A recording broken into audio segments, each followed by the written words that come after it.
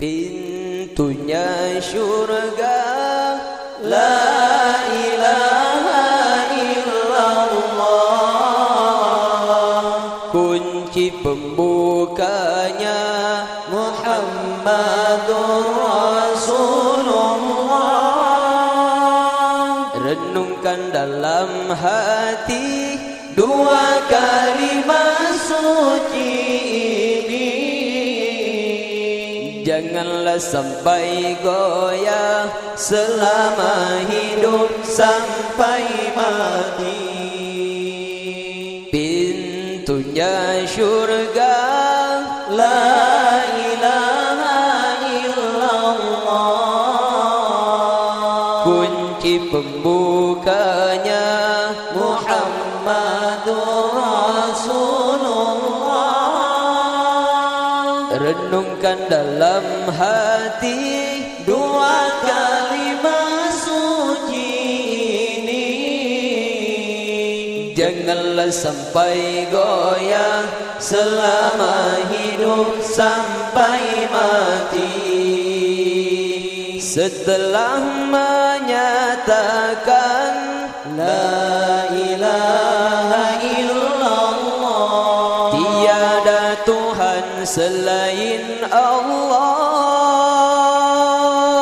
taatilah perintahnya, jauhilah larangannya.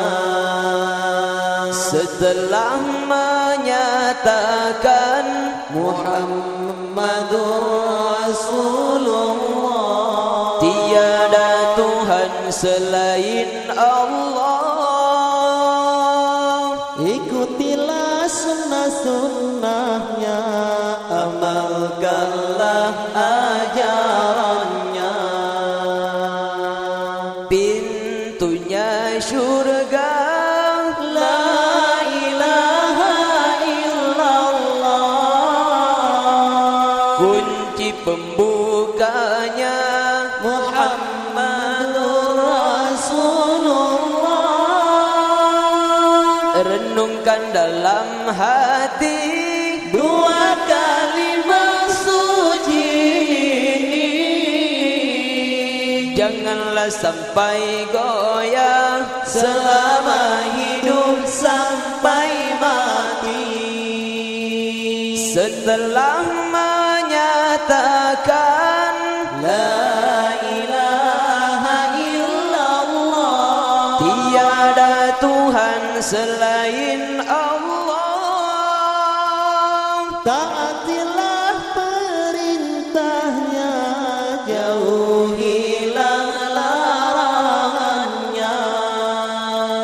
setelah menyatakan Muhammadur Rasulullah, Nabi Muhammad utusan Allah, ikutilah sunnah-sunnahnya, amalkanlah ajarannya. pintunya syurga, La ilaha illallah,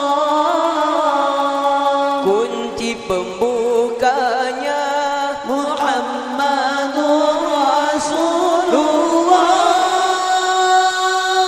renungkan dalam hati dua kalimat suci ini, janganlah sampai goyah selama